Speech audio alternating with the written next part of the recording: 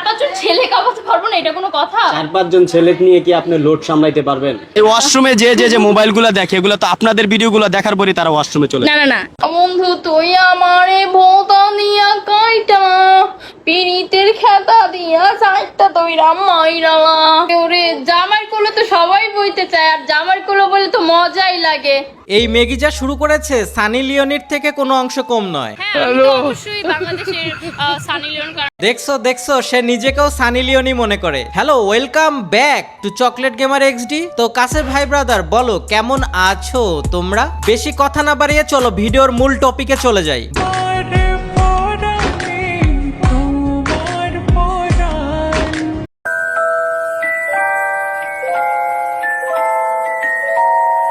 বাহ চুদির ভাই বাহ, তুমি যে জামাইয়ের কোলে বৈশা পম্পম খাওয়াইতেছো সেটা পাবলিকলি না দেখাইলেও পারতা। আপনাকে তো ভাবছিলাম আপনি অনেক ভালো, আপনি দেখে লুচ্চা, আপনার কথাবার্তা তো ঠিক নাই। ও আচ্ছা আমি তাহলে লুচ্চা। আর এই ম্যাগি নুডলস কি ধোয়া তুলসী পাতা? তো ইসলামে যেহেতু 4টা বিয়ে করা জায়েজ আছে, এই ম্যাগি নুডলস মানে ওর কথা শুনে আমি হাসবো না কানবো আমি বুঝতেছি না। এই ম্যাগি নুডলস যে এত ধার্মিক, এই ম্যাগি তো চালাইয়া বেহেস্তে যাবে। তো 4-5 জন ছেলে কামাতে পারবো না, এটা কোনো কথা? 4-5 জন ছেলে নিয়ে কি আপনি লোড সামলাইতে পারবেন জীবনে? লোড সামলা, হ্যাঁ জীবন। ভাই রে ভাই, এটা কি প্রশ্ন করলেন আপনি?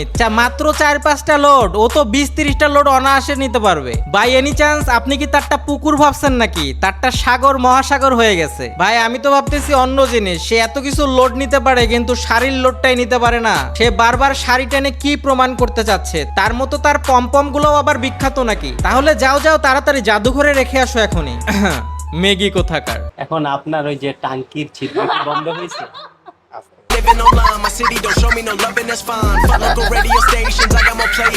হ্যাঁ আসতে বলো টাঙ্কির ছিদ্র এখনো বন্ধ হয় নাই। টাঙ্কির ছিদ্র বন্ধ হবে কিভাবে? তোমরা এইভাবে 10-12টা লোড একবারে দিলে তো টাঙ্কির ছিদ্র আর বন্ধ হবে না। যেমন মেগি তেমন তার মেগি খোর। হালার পুতেরা তোরা কি জীবনে মেগি নুডলস খাইস নাই নাকি? ভাই এটা কি কোনো প্রশ্ন হইলো? আপনার সেন্দা আছে না বন্ধ হয়ে গেছে? এটা কি কোনো প্রশ্ন নাকি এটা পাট খেতে নিয়ে যাওয়ার ধান্দা?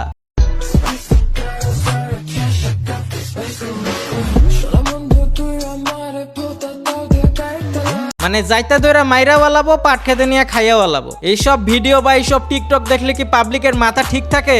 এখন আকর্ষণীয় ফিগার ফিটনেস আমারই ভালো, হ্যাঁ ওদেরকে আর আপনার ভালো লাগবে না। ওয়াশরুমে গিয়ে মোবাইল দেখে, চিপায় চাপায় বসে মোবাইল দেখে। এই ওয়াশরুমে যে মোবাইলগুলো দেখে এগুলো তো আপনাদের ভিডিওগুলো দেখার পরই তারা ওয়াশরুমে চলে। না মানে অবশ্যই হ্যাঁ, কারণ তোমার ভিডিও দেখার পরেই তো ওয়াশরুমে যায়। আর আমি তো এইটাই বলতে চাইছি, ভাইটা আমার মনের কথাটা বলে দিছে। মানে এটা বলতে চাইছিলাম যে তোমার ভিডিও দেখার পরে পাবলিক তো ওয়াশরুমে যায়, মানে এমনি হাত মুখ ধুইতে যায়, মুখটা ধুইতে যায়, ওয়াশ করতে যায়। সাথে আবার অনেকে গিটারও নিয়ে যায়, যদি মাঝে মাঝে ইচ্ছা হয় গিটার বাজায়।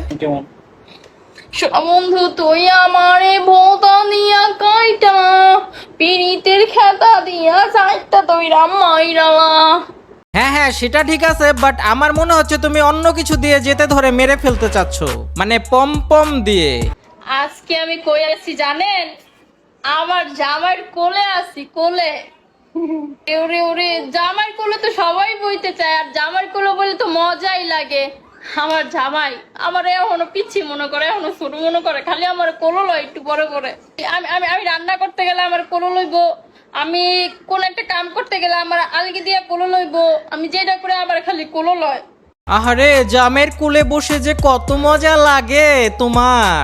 এই মজা তুমি দেখো, তোমার জামাইকে দেখাও, সবাইকে দেখাতে হবে কেন? তোমরা তো মনে হচ্ছে আর কয়দিন পরে মানে পম কিভাবে খাওয়াতে হয় সেটাও টিউটোরিয়াল বানিয়ে দেখিয়ে দিবা।